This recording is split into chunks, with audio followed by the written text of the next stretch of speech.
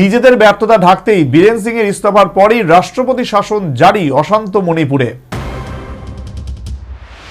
এবার মণিপুরে জারি রাষ্ট্রপতি শাসন। ঘরে বাইরে চাপের মুখে পড়ে সম্প্রতি পদত্যাগ করেন বিজেপি শাসিত মণিপুরের মুখ্যমন্ত্রী বীরেন সিং। 9 ফেব্রুয়ারি ইস্তফা দেন বীরেন সিং। আর বৃহস্পতিবার 13 ফেব্রুয়ারি মণিপুরে রাষ্ট্রপতি শাসন জারি হলো। জানা যাচ্ছে কেন্দ্রীয় স্বরাষ্ট্রমন্ত্রী অমিত শাহের সঙ্গে বৈঠকের পর রাজ্যপালকে ইস্তফাপত্র জমা দেন বীরেন সিং। প্রায় 2 বছর ধরে মেইতেই এবং কুকি জনগোষ্ঠীর সংঘর্ষে বিরামহীন হিংসার সাক্ষী থেকেছে মণিপুর। গোটা ঘটনায় প্রশ্নের মুখে পড়ে মণিপুরের মুখ্যমন্ত্রীর ভূমিকা। সংবিধানের অনুচ্ছেদ 356-র আওতায় বৃহস্পতিবার সন্ধ্যায় মণিপুরে রাষ্ট্রপতি শাসন জারি করা হলো।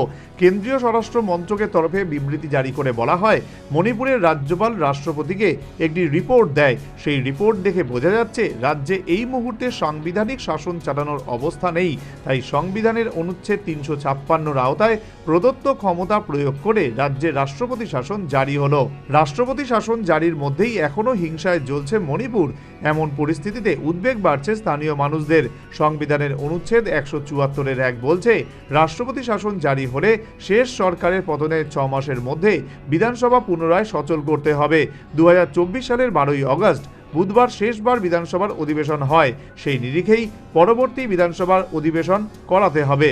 এদিকে রাষ্ট্রপতি শাসন জারিতে কেন্দ্রীয় সরকারের ভূমিকা নিয়েও প্রশ্ন উঠছে, কারণ হিংসা চলাকালীন দফায় দফায় রাহুল গান্ধী বিরোধীরা গেলেও একটি বারের জন্য মণিপুরে পা রাখেননি প্রধানমন্ত্রী নরেন্দ্র মোদী।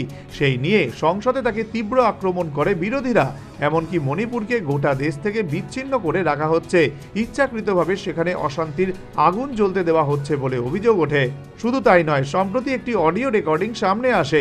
তাদের যে কথোপকথন ধরা পড়ে তাতে একটি গলা বীরেনের বলে অভিযোগ। কথোপকথন থেকে জানা যায় রাজ্য সরকারের অস্ত্রশস্ত্র লুট করতে মেইতেইদের অনুমতি দেওয়া হয়েছিল। কুকিদের সঙ্গে তাদের সংঘর্ষ চলাকালীন সেভাবে অস্ত্রের যোগান দেওয়া হয়েছিল মেইতেইদের। ইতিমধ্যেই সুপ্রিম কোর্টে বিষয়টি পৌঁছেছে। অডিও রেকর্ডিংটির ফরেন্সিক পরীক্ষার নির্দেশ দিয়েছে শীর্ষ আদালত। বন্ধ খামে সেই রিপোর্ট জমা দিতে হবে। রাহুল গান্ধীর মতে সুপ্রিম কোর্ট ওই অডিও ক্লিপটি পরীক্ষা করে দেখার নির্দেশ দিয়েছে বলেই বীরেনকে পদত্যাগ করানো হলো। এরপর 3 দিন পেরিয়ে গেলেও বীরেনের উত্তরসূরি নিয়ে ঐক্যমত্য তৈরি হয়নি। সেই আবহে কংগ্রেস নাগরিক সমাজের তরফে রাষ্ট্রপতি শাসন জারি করার দাবি উঠছিল। শেষ পর্যন্ত বৃহস্পতিবার রাষ্ট্রপতি শাসনই কার্যকর করল কেন্দ্র। কিন্তু 2 বছর ধরে মণিপুর হিংসার আগুনে জ্বলতে থাকলেও এতদিন কেন বীরেনকে পদে রাখা হলো সেই নিয়ে প্রশ্ন তুলছেন বিরোধীরা। 2023 সালের 3রা মে থেকে মেইতেই এবং কুকি সম্প্রদায়ের মধ্যে সাম্প্রতিক হিংসা চলে আসছে মণিপুরে।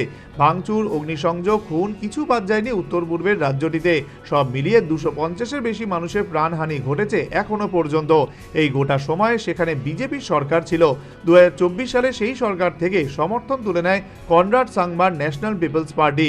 বিজেপির সর্বভারতীয় সভাপতি জেপি নাড্ডা এবং কেন্দ্রীয় স্বরাষ্ট্রমন্ত্রী অমিত শাহের সঙ্গে সাক্ষাতের পরেই বীরেন সিং ইস্তফা দেন। কারণ 10 তারিখেই বীরেন সরকারের বিরুদ্ধে অনাস্থা প্রস্তাব আনতে যাচ্ছিল বিরোধীরা। তাতে হেরে গেলে রাজ্যের নিয়ন্ত্রণ হাতের বাইরে চলে যেত বিজেপির।